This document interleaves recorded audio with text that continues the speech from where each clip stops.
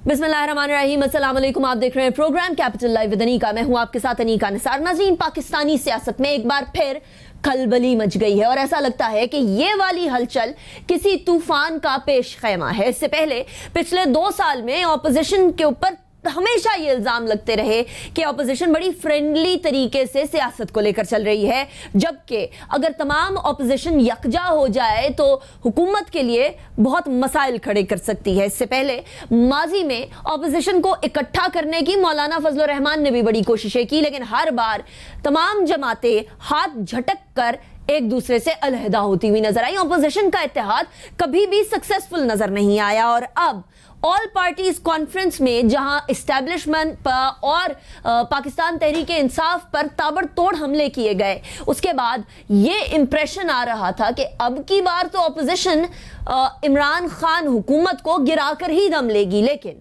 फिर खबर यह आती है कि अहम मुलाकातें हुई। अहम मुलाकातें उसी इस्टेब्लिशमेंट के गढ़ यानी GHQ में हुई, जिसके ऊपर ऑल पार्टीज कॉन्फ्रेंस में बैठकर तनकीद की जा रही थी। ऐसी सूरत में नेशनल सिक्योरिटी के हवाले से जो मीटिंग हुई उसके अहवाल सामने आना शुरू हो गए और अहवाल और कोई नहीं बल्कि वफाकी वजीर शेख रशीद साहब ही सामने लाते रहे। ऐसे में आज 2 अहम प्रेस कॉन्फ्रेंसेस और एक अहम मीडिया टॉक हुई है। एक तरफ तो शहबाज शरीफ साहब ने प्रेस कॉन्फ्रेंस की, उसके बाद बिलावल भुट्टो जरदारी साहब की प्रेस कॉन्फ्रेंस शुरू हुई और उससे पहले पेशी के वक्त इस्लामाबाद में मरियम नवाज ने मीडिया से गुफ्तगू की। सबसे पहले शहबाज शरीफ साहब की प्रेस कॉन्फ्रेंस की तरफ आते। शहबाज शरीफ साहब ने अपनी प्रेस कॉन्फ्रेंस में बड़ा डिफेंसिव रोल अपनाया। अपने जितने भी उनके प्रोजेक्ट्स के ऊपर या नवाज शरीफ साहब वफाक और पंजाब के प्रोजेक्ट्स के ऊपर इल्जामात लगते रहे, उनको डिफेंड करते रहे। मैं गाहे बगाहे उन्होंने क्या फरमाया वो भी सुनाती रहूंगी। इसके बाद बिलावल भुट्टो जरदारी साहब ने बड़ा वाज़े पैगाम दे दिया कि जो शख्स या जो गैर जिम्मेदाराना शख्सियत ये तमाम अहवाल लीक कर रही है उनको रोक दिया जाए, वो जिसका भी स्पोक्सपर्सन हो। ये बड़ी अहम स्टेटमेंट है, इसलिए क्योंकि इसका डायरेक्ट निशाना तो शेख रशीद साहब है, लेकिन इनडायरेक्ट निशाना कहीं और जाकर लगता है। फिर मरियम नवाज साहिबा की लाइल्मी ने भी हैरान परेशान कर दिया कि क्या उनको वाकई में मालूम नहीं था कि GHQ में मुलाकात हुई है।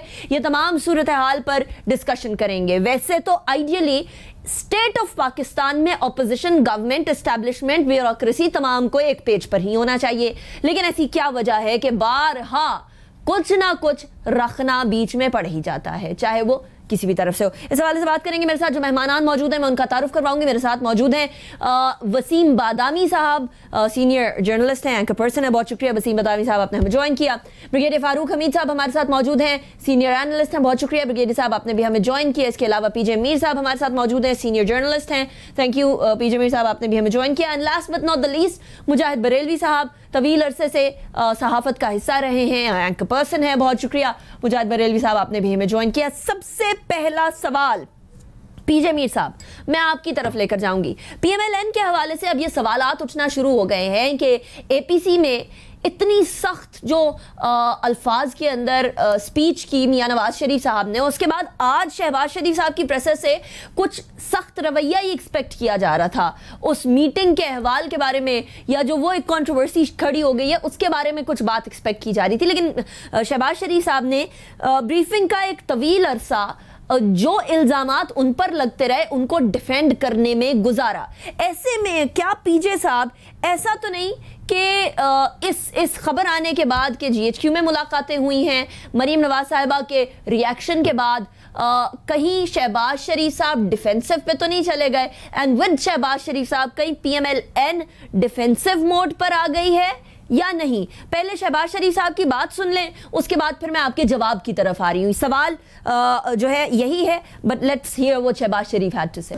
एक नोटिस इशू हुआ था कि 5 अरब डॉलर की भारत से मनी लॉन्ड्रिंग की गई।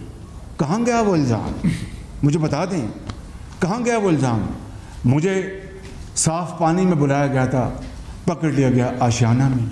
शहबाज शरीफ ने तो पंजाब के इंटरेस्ट को प्रोटेक्ट किया है, ये मैं नहीं कह रहा। उस वक़्त के सुप्रीम कोर्ट के चीफ जस्टिस उन्होंने कहा, उन्होंने उनके रिमार्क्स थे, और किस तरह फिर अपना प्रोसिक्यूशन पिछली गली से अपनी दरख्वास्त लेके वापस भाग निकला। देखिए अनीका, सबसे पहले ये तो जो प्रेस कॉन्फ्रेंस है, जब मैं आया था शहबाज के साथ लंदन से, तो यही स्टोरी चल रही थी. He explained it to me कि भाई मेरे पर कोई केस नहीं है, I am ready to face all the charges and everything, and this is 2007. Now this is 2020 and the same old story is continuing. अब मुझे समझ नहीं आती है कि who's at fault, क्योंकि यहाँ इतना लंबा आप केस इसको चला रहे हो. ये भाई फैसला करो, अगर तो if he is guilty then do away and done and just done it away with. लेकिन यहाँ it continues, it emanates and then it goes away, then it comes back, so it becomes sort of a joke. अब जो APC कर रहे हैं, APC का मतलब क्या है? ये एपीसी को पॉलिटिकल एपीसी नहीं है. वहाँ हम देख रहे हैं कि आसिफ जरदारी के उनके केसेस लगे हुए हैं, फिर हम यहाँ देख रहे हैं कि यहाँ शहबाज के केसेस हैं, नवाज के केसेस हैं, इन सारों के केसेस ये लगे हुए हैं. Now the question arises, is this APC based on personalities and personal grievances? Yeah, grievances at large. अब मौलाना फजलुर रहमान ने कहा है हाँ जी आप आए, हम इस गवर्नमेंट को टॉपल कर देंगे. आई एम सो हैप्पी कि पीपीपी और पीएमएलएन ने कहा नहीं, हम ये नहीं कहेंगे, लेकिन इस पे फिर भी हम बैठ के बात करेंगे. वहाँ आपको फ्रैक्चर्स नजर आ गए. ऑपोजिशन के अंदर वैसे फ्रैक्चर्स हैं.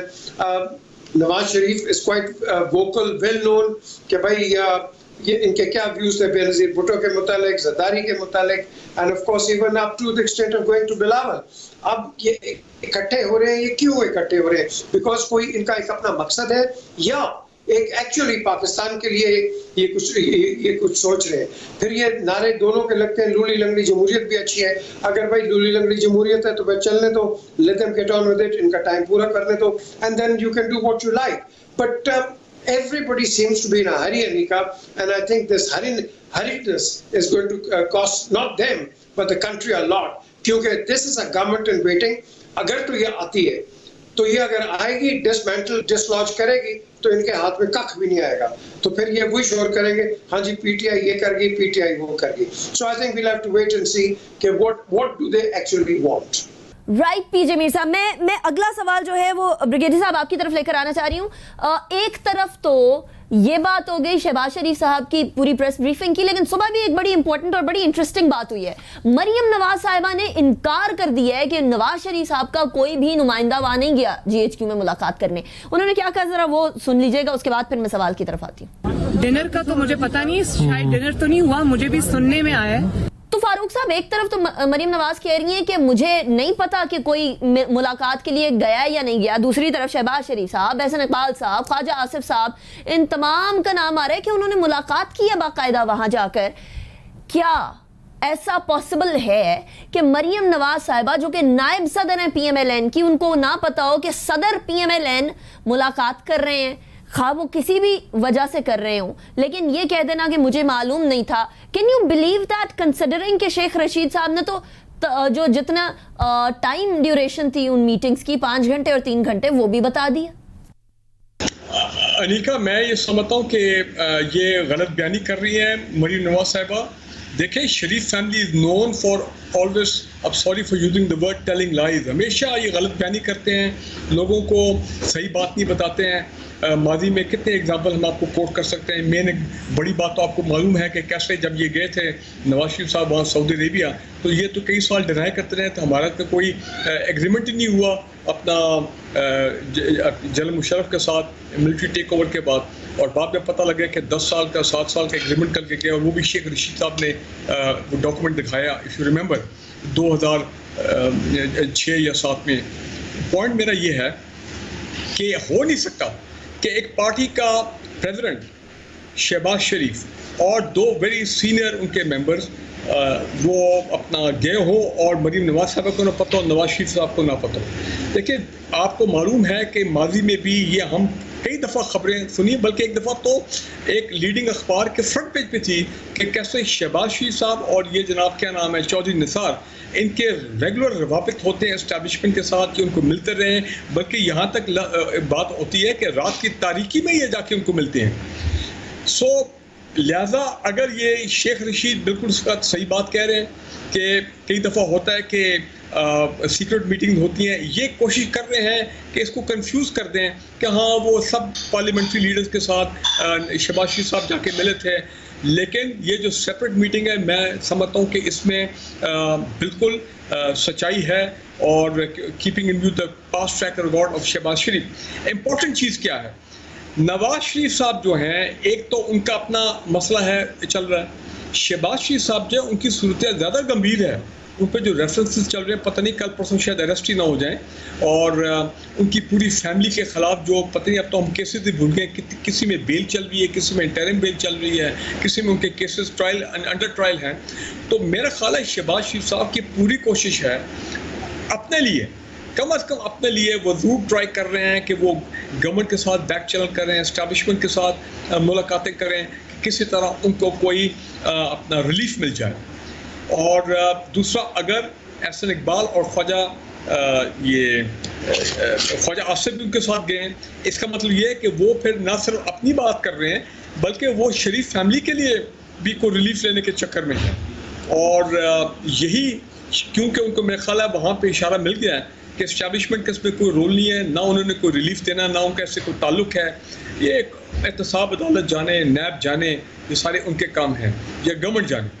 तो मेरा ख्याल है ये जब चीज़ें फेल हुई हैं तो उसी का फिर इन्होंने जाके सारा बताया, और फिर नवाज शरीफ की ये सारी ये जो स्पीच आई है जिसमें उन्होंने इंटरनेशनल इस्टेब्लिशमेंट की गैलरी को प्ले किया है कि how to hit at the centre of gravity of the country which is the Pakistan army. तो मैं ये समझता हूँ कि अगर ये इनकी बात मान ली जाए एक मिनट के लिए मरीम नवाज साहबा की कि नहीं कोई ऐसी मुलाकात नहीं हुई, तो जो देखें पाकिस्तान में कोई चीज़ छुपी नहीं रहती है, एवेंचुअली इट कम्स आउट। हर कोई इस किस्म की देखे ना, शहबाज शरीफ साहब डिनाई करेंगे, लेकिन ख्वाजा आसिफ, एहसन इकबाल, वो कहीं ना कहीं उनके भी आपको पता माजी में बड़े रवाबत रहे, बल्कि अब तो कई दफ़ा हम ये भी सुनते हैं कि ये एहसन इकबाल और ख्वाजा आसिफ जो हैं ये तो एक्चुअली इस्टेब्लिशमेंट के लोग हैं। देखें ना, ये आप बातें सुनते हैं PMLN के लोगों से कि जी हमें तो उन पर अब शक पड़ना शुरू हो गया। So what I am trying to say, ये जो तकरीरें होती हैं ना पार्लियामेंट में, ये सिर्फ आपके लिए, मेरे लिए, आवाम के लिए होती है, जस्ट टू टेल देम कि जनाब देखिए हम धुएंधार तकरीर कर रहे हैं गवर्नमेंट के खिलाफ, इस्टेब्लिशमेंट का, अंदर इनके मामला कुछ और चल रहे हैं। सो मैं समझता हूँ कि आज इस इंकशाफ के बाद ये नवाज शरीफ साहब तो he has burnt his boats, उसमें तो कोई शक नहीं है। मेरा नहीं ख्याल है कभी वो पाकिस्तान आ सकेंगे, इंटरनेशनल इस्टेब्लिशमेंट की खेल में वो शामिल हो गए। राइट ब्रिगेडियर साहब, मैं वसीम बादामी साहब की तरफ आऊंगी। वसीम, एक तरफ तो मरीम नवाज साहिबा इनकार कर रही है कि मुझे तो पता ही नहीं है, दूसरी तरफ बिलावल भुट्टो जरदारी साहब ने एक बड़ी इंपॉर्टेंट बात कर दी है कि वी डोंट वांट कि किसी तरीके से ये नेशनल सिक्योरिटी मीटिंग मुतनाज़ा बने, लेकिन गैर जिम्मेदाराना रवैया इसको मुतनाज़ा ज़रूर बना सकता है। उन शख्सियत को मना करें वो जिसके भी स्पोक्स पर्सन है जो हर टीवी चैनल पे बैठे हुए। अब you know that, I know that, we all know that कि शेख रशीद साहब को कहा जा रहा है कि चुप कर जाए, इस तरह की बातें ना करें, लेकिन शेख रशीद साहब को चुप करवाना और ऐसे टाइम पर चुप करवाना जहां ऑपोजिशन बहुत ज्यादा स्ट्रॉन्ग किस्म का प्रेशर बिल्ड कर सकती है गवर्नमेंट के ऊपर, पॉसिबल होगा? जी बिस्मिल्लाह तो उन्होंने करी दी हैं शेख साहब ने।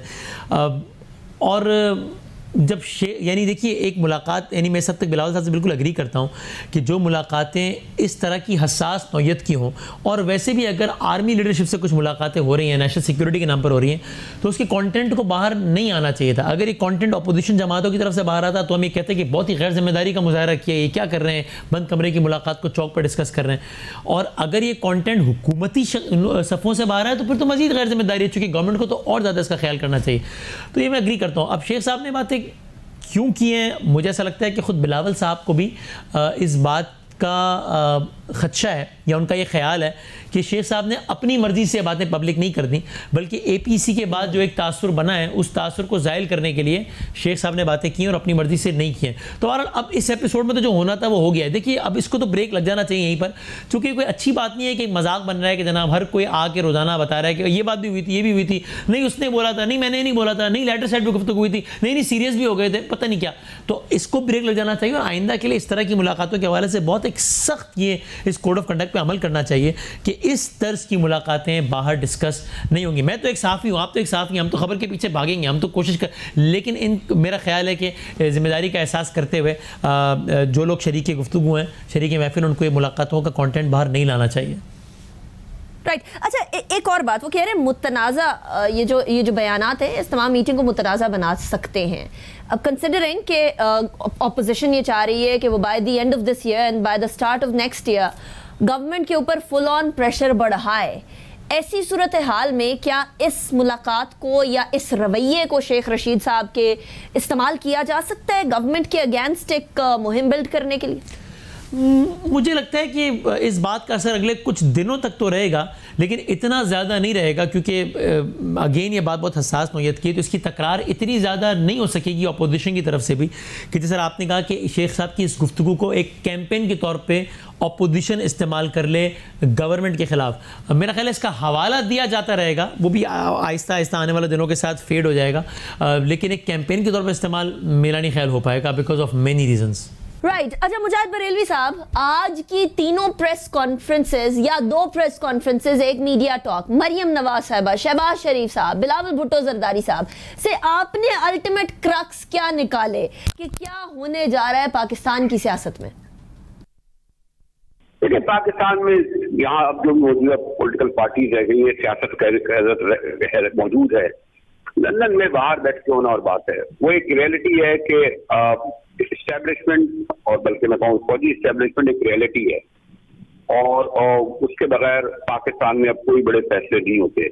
तो अगर कोई ये लीडर कह दे कि जी मैं नहीं जाऊंगा, मैं इससे नहीं मिलूंगा, ये नहीं करूंगा, बाहर बैठ के कहना आसान है, और जो लोग सियासत करते हैं उन्हें पता है कि पाकिस्तान में एक अच्छी बात तो यह है कि हमारे जो उन लोगों ने क्योंकि पहले ही तय कर लिया है कि हम खुद नहीं आएंगे, हम बगैर फौजी इस्टेब्लिशमेंट से साथ लेकर चाहे मुल्क हो या मुल्क से बाहर किसी किस्म की सियासत नहीं करते। तो ये होता है कि थोड़ी आप मीडिया लोग चैनलों पर ये लोग अपनी जगलरी दिखाते हैं, और मुझे इल्म है बाद में टेलीफोन कॉल भी कर रहे होते हैं कि सर सॉरी सर क्या करें, लोग सामने आ गए थे, कैमरा आ गया था, ये बात कह दी थी।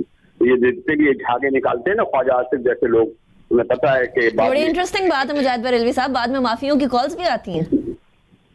हाँ, ये आपसे नहीं हो रहा है, ये बहुत अरसे से हो रहा है। मैं तो बड़े बड़े नाम ले सकता हूँ कि जो पीपल्स पार्टी के रहनुमा हों या नून लीग के हों या इंडियन सबसे तहरीक के हों, कि किस तरीके से इनके दूसरे मोबाइल जो है वो कहाँ कहाँ बजते थे, आप भी जानती हैं इस्लामाबाद में। राइट मुजाहिद बरेलवी साहब, मुझे ब्रेक की तरफ जाने दें, मैं ब्रेक के बाद आती हूँ वापस, तो फिर उसके बाद सवाल और जवाब का सिलसिला कंटिन्यू करते हैं। See you after the break.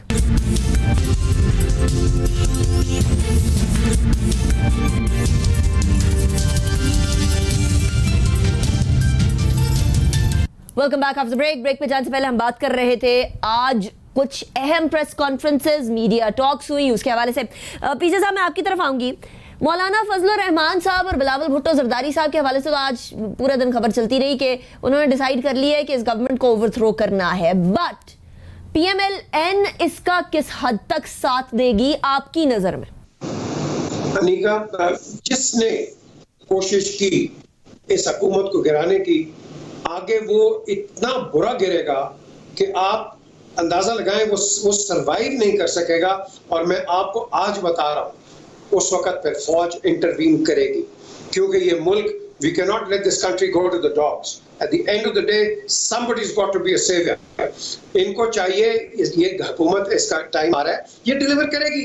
नहीं करेगी, आप इनको इलेक्शन से हटा दो। अगर आप अभी टॉपल करना शुरू करोगे, आपने मौलाना फजलुर रहमान को एक पॉलिटिकल शटलकॉक बनाया हुआ है, कभी वो उधर चले जाते हैं, कभी इधर हो जाते हैं, फिर जब तैयार होते हैं दोनों पार्टी इनको छोड़ के चली जाती हैं। सो मैं समझता हूँ आपने बड़ा सब्र और तहम्मुल दिखाना है।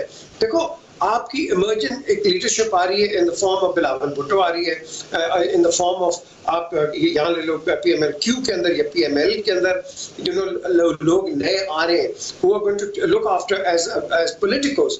लेकिन हुकूमत को गिराना, मैं समझता हूँ इससे बड़ी हिमाकत और इससे बड़ी मैं समझता हूँ कि एक लॉन्ग टर्म फेलियर जिसके रिजल्ट्स आपके सामने आएंगे, they will be omnipresent. So I think this will be rather silly to even think on these terms. हाँ, आप agree to disagree कर लें असेंबली के अंदर। अब जाके अब मौलाना साहब की इतनी प्रेजेंस है नहीं है कि वो जाके असेंबली के अंदर अपनी किसी को कहें कि भाई तुम ये करो, तुम वो करो।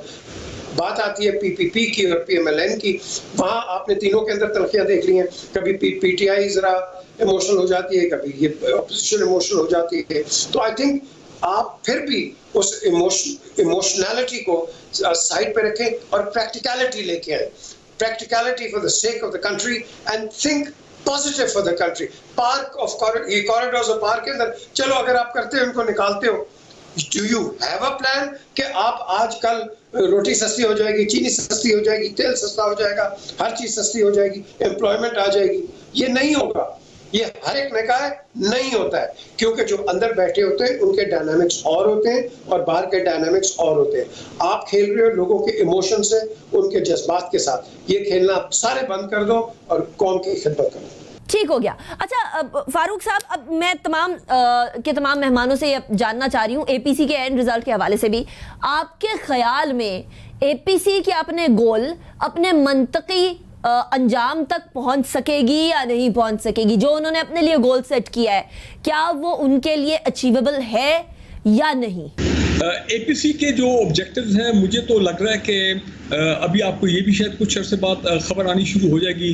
देखिए ना, एपीसी के जो बाकी पार्टीज हैं other than the major parties like PMLN, people party और जेयूआई, वो पार्टीज जो हैं वो उनका एस्टैब्लिशमेंट से कोई झगड़ा नहीं है। वो they're not anti-establishment, they're not anti-army, they're not playing in the hands of other forces जो hostile हैं to Pakistan or what।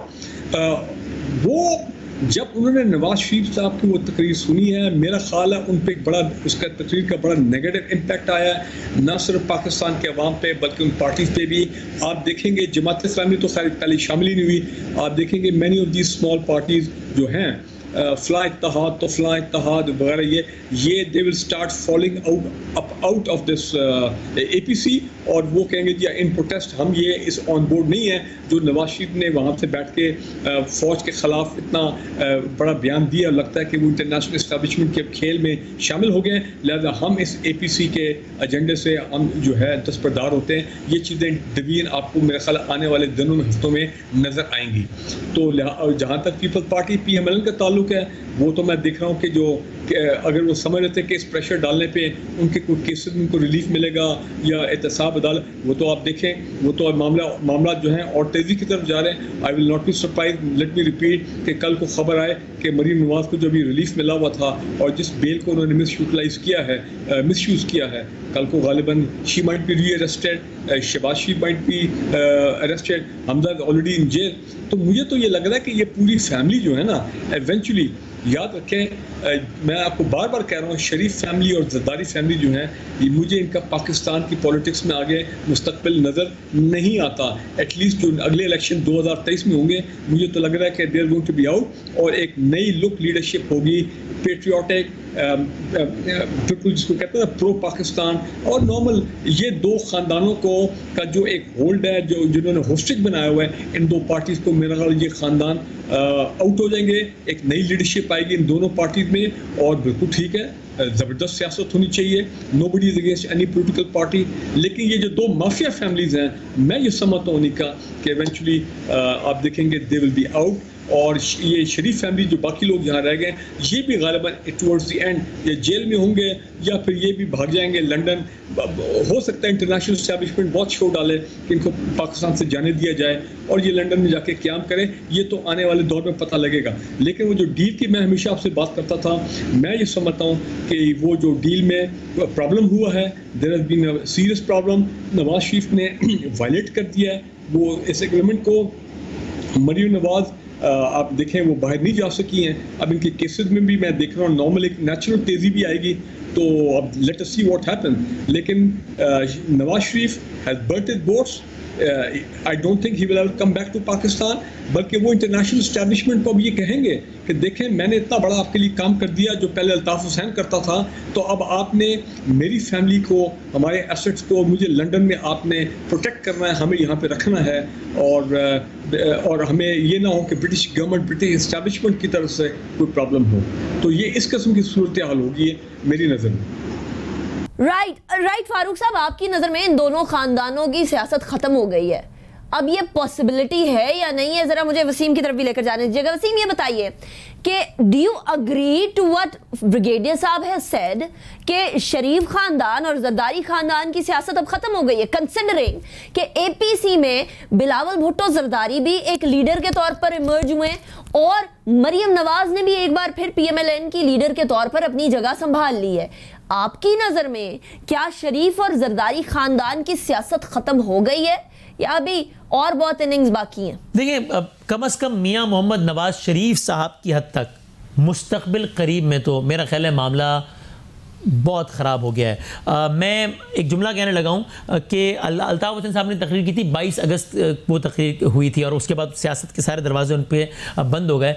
ये नवाज़ शरीफ साहब ने, मैं कंटेंट के एतबार से नहीं कह रहा हूँ, कंटेंट अल्ताफ़ साहब का बिल्कुल अलग था, नवाज़ शरीफ इदारों की सियासत के हवाले से गुफ्तगू करना और मुल्क के खिलाफ नारा लगाना तो अलग अलग बात है। मैं नहीं एग्री करता जब हुकूमत के लोग कहते हैं कि नवाज़ शरीफ की सूरत में नया अल्ताफ़ हुसैन मिल गया। No, I don't agree. लेकिन असरात के एतबार से नवाज़ शरीफ साहब ने अगर 22 अगस्त नहीं तो अपना पौने 22 अगस्त ज़रूर कर दिया है, तो मियाँ साहब के लिए बहुत मुश्किल हो जाएंगे मामला पाकिस्तान में सियासत करने की। जो कि अगेन देखिए, इसका मतलब ये है कि सियासत कौन कितनी कर सकता है नहीं, इसका तयन इस पर नहीं हो रहा कि कौन कितना अच्छा गवर्न कर सका है नहीं, बल्कि इसका तयन इस पर हो रहा है कि कौन अपने ताल्लुकात कैसे रख रहा है।